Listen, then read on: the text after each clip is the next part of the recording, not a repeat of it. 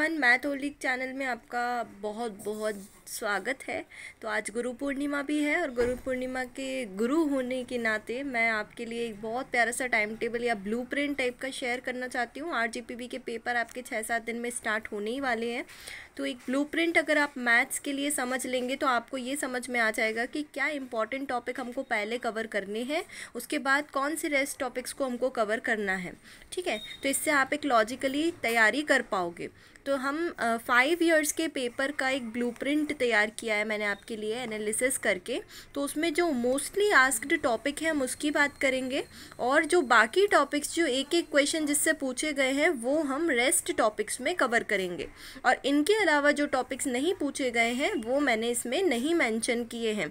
तो अगर आप ओवरऑल 100% प्रिपरेशन कर रहे हैं तो सबसे पहले मोस्टली आस्क्ड टॉपिक्स पे तैयारी करेंगे, उसके बाद रेस्ट टॉपिक्स पे तैयारी करेंगे, एंड देन जो टॉपिक्स आपके रह गए हैं उन टॉपिक्स के ऊपर आप प्रिपरेशन करने वाले हैं। चलिए हम यूनिट वाइज इसको समझेंगे कि यूनिट 1 में जो 5 इयर्स के पेपर है उसमें सबसे ज़्यादा टॉपिक्स आपके कौन से उससे पूछे गए हैं। तो सबसे पहले आपका लीनियर डिफरेंशियल इक्वेशन टॉपिक जो है उससे सबसे ज़्यादा पूछा गया है, और इसके अंदर कवर होता है Bernoulli, reducible, homogeneous, variable separation. ये लीनियर डिफरेंशियल इक्वेशन के अंदर ही मैंने सारा कवर किया है। Mostly questions linear differential equation में बर्नौली से पूछे गए हैं, और लीनियर डिफरेंशियल इक्वेशन का सिंपल फॉर्मेट जो लीबनिट्ज़ लीनियर डिफरेंशियल इक्वेशन है वहां से पूछे गए हैं। नेक्स्ट टॉपिक जो मोस्टली पूछा गया है वो है CF प्लस PI वाला complementary function plus particular integral वाला जो टॉपिक है वो आपका एक ही टॉपिक है।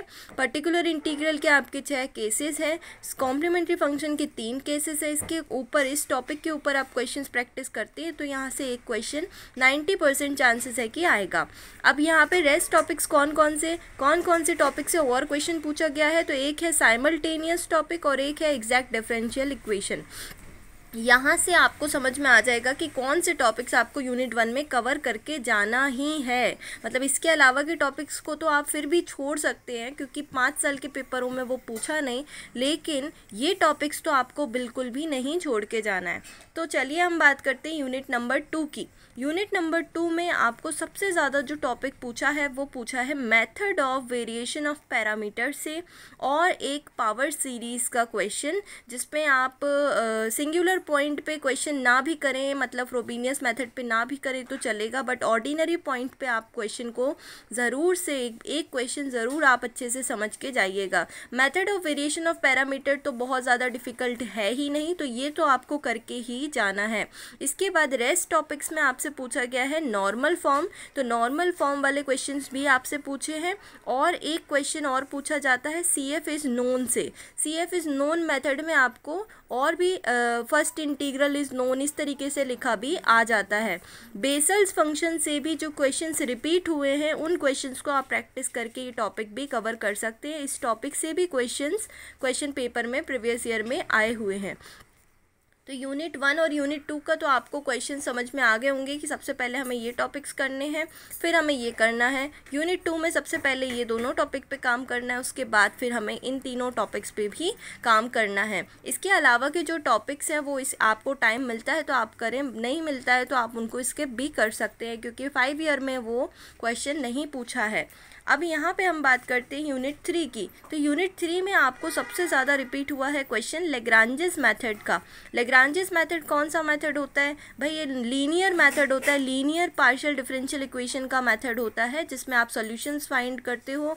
तो लेग्रांजेस मेथड उसको कहते हैं। नेमिंग से हमने इसको यूनिट 3 में नहीं पढ़ा है, लेकिन Lagrange's method is only the Lagrange's auxiliary equation, that is Lagrange's equation PP plus QQ equals to R। Lagrange's auxiliary equation is dx upon p equals to dy upon q equals to dz अपॉन r, और उसको हम grouping method या multiplier method से लेके solve करते हैं। Next है आपका CF प्लस PI। तो ये थर्ड यूनिट का CF प्लस PI है, ये आपका थर्ड यूनिट का CF प्लस PI है जो यूनिट 1 से थोड़ा सा डिफरेंट है। इसके फॉर्मूलेज अलग हैं, तो आप लोग ये नहीं सोचना कि यूनिट 1 का ही फॉर्मूला आप इसमें अप्लाई कर दें। तो इसके फॉर्मूलेज आपको अलग याद करने पड़ेंगे, इसके फॉर्मूले अलग हैं लेकिन टॉपिक आपका सेम ही है। तो CF प्लस PI जहाँ दिख जाए वो आपका इंपॉर्टेंट टॉपिक ही माना जाएगा। चारपिट से भी आपके क्वेश्चंस पूछे जाते हैं। यूनिट 3 में अब आपके रेस्ट टॉपिक्स जो हैं वो है non linear partial differential equation मतलब क्या। तो नॉन लीनियर में आपको जो चारों स्टैंडर्ड फॉर्म से, standard form 1, standard form 2, 3 and 4 is also known as Clairaut's equation. तो नॉन लीनियर की चारों स्टैंडर्ड फॉर्म आप अच्छे से कर लेना क्योंकि इसके क्वेश्चन भी पूछे जा रहे हैं।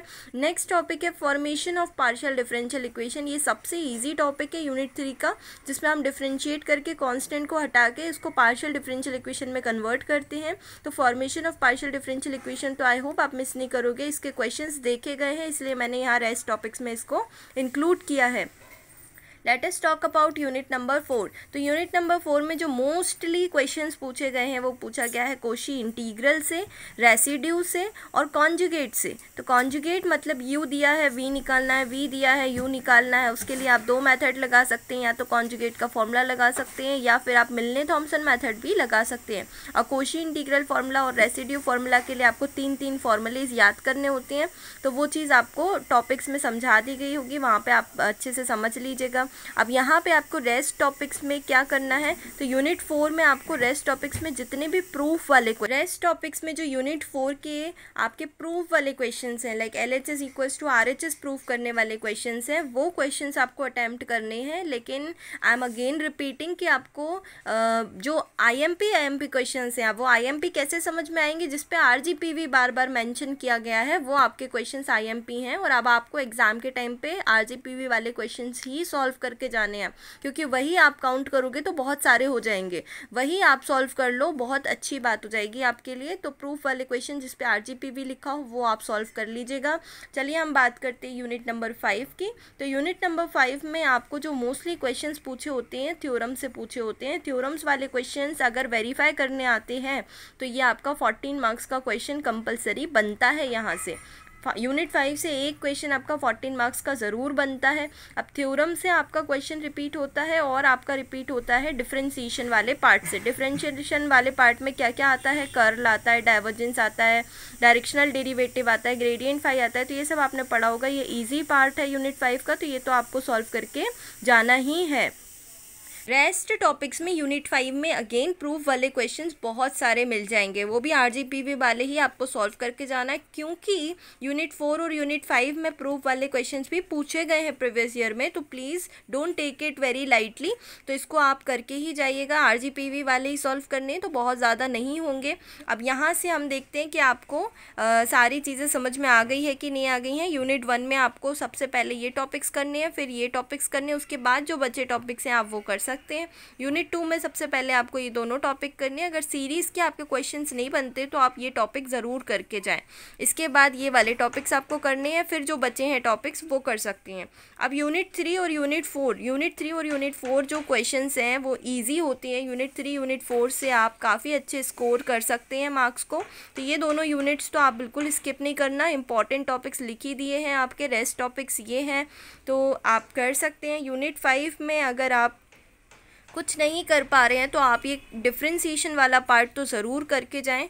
और थ्योरम्स में आपके थ्योरम्स रिपीट होते हैं, तो थ्योरम्स का आप अगर आधा पार्ट भी सॉल्व करके आएंगे तो थोड़ा बहुत आपको मार्किंग मिल ही जाएगा। तो थ्योरम्स के फॉर्मूलेज अच्छे से करके जाएं, पढ़ के जाएं।